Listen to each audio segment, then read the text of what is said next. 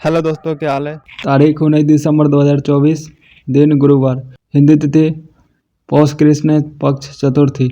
चलिए अब खबरें जानते हैं विस्तार से। पटना के बापू परीक्षा परिसर में बीपीएससी पीटी के दौरान उपद्रव करने वाले छात्रों पर बीपीएससी कार्रवाई करेगा। उपद्रव मतलब हंगामा कर रहे छात्र। पटना जिला प्रशासन की ओर से परीक्षा केंद्र पर हंगामा की जांच रिपोर्ट आयोग को भेज दी गई है। सोमवार को आयोग के वरीय अधिकारी इस जांच रिपोर्ट के आधार पर कार्रवाई को लेकर बैठक करेंगे। माना जा रहा है कि उपद्रवी छात्रों को बीपीएससी की परीक्षा में शामिल होने पर रोक लगाने का निर्णय लिया जाएगा। प्रशांत किशोर ने कहा कि बीजेपी का फोकस केंद्र सरकार है, इसलिए नीतीश कुमार को कुर्सी पर बनाए रखना भाजपा की मजबूरी है। अगर भाजपा दिल्ली में अपनी सरकार बचाना चाहती है तो उसे नीतीश कुमार को कुर्सी पर बैठाए रखना होगा।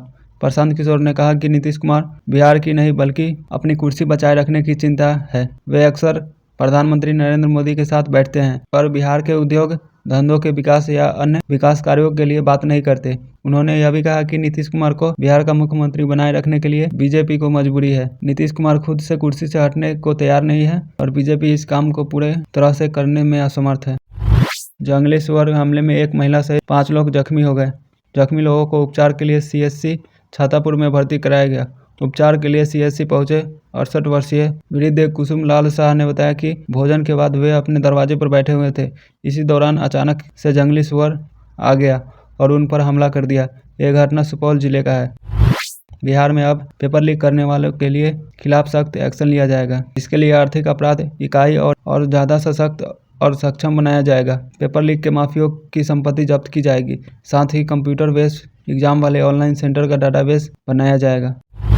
बिहार वासियों के लिए खुशखबरी, अब कृषि का हब बन चुके हैं। चंपारण की भूमि पर जन्मेगी सिर्फ बछिया। इसका प्रथम स्टेज वैज्ञानिकों ने पूरा कर लिया है। एक सप्ताह के अंदर गाय के गर्भाधान की हरी झंडी मिलते ही सिर्फ बछिया देने वाली तकनीक सफलतापूर्वक प्रक्रिया पूरे बिहार में आ जाएगा।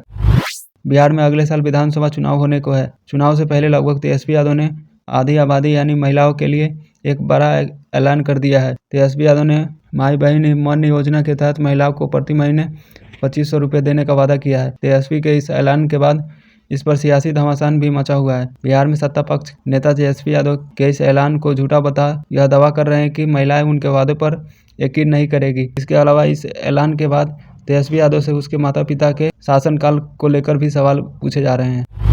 बिहार के सभी जिलों में एक अस्पताल को Ayushman health and wellness centre बनाया जाएगा। स्वास्थ्य विभाग ने आयुष्मान भारत के लाभार्थियों को बेहतर स्वास्थ्य सुविधा उपलब्ध कराने को लेकर एक अस्पताल को Ayushman Bharat health and wellness centre के रूप में विकसित करने की दिशा में तैयारी शुरू कर दी है। केंद्र की नरेंद्र मोदी सरकार के निर्देश पर राज्य में Ayushman health and wellness centre बनाने की तैयारी की जा रही है। इसके लिए राज्य स्वास्थ्य समिति के माध्यम से कार्य योजना तैयार करने का निर्णय लिया गया है। इस कार्य योजना के आधार पर प्रस्ताव तैयार किया जाएगा। इसके बाद उस प्रस्ताव को राज्य मंत्रिपरिषद की मंजूरी के लिए भेजा जाएगा।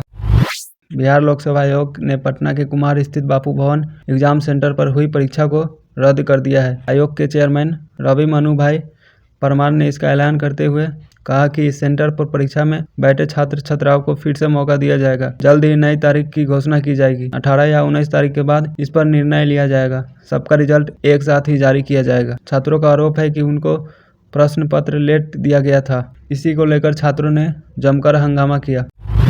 बिहार के सरकारी स्कूलों में कैसे घट गए 6 लाख से ज़्यादा बच्चे, केंद्र ने मांगे रिपोर्ट। बिहार के सरकारी स्कूल में वर्ष 2022 से 2023 में पहली बार 5वीं तक की कक्षा में 1,24,45,251 नामांकन हुआ था। वहीं यह संख्या 2023 से 24 में घटकर 1,18,17,896 रह गई है। आंकड़ों के मुताबिक एक साल में 6,27,355 नामांकन घटे हैं। शिक्षा मंत्रालय ने राज्य के शिक्षा विभाग से नामांकन कम होने की बात पर रिपोर्ट भी मांगी है। माना जा रहा है कि विभाग की ओर से नामांकन कम होने की समीक्षा करने के बाद रिपोर्ट भेजी जाएगी।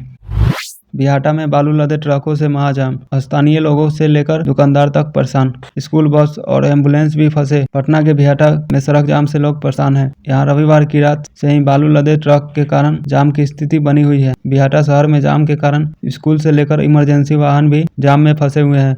इधर स्थानीय प्रशासन जाम को छुड़ाने में लगी हुई है, लेकिन जाम हट नहीं पा रहा।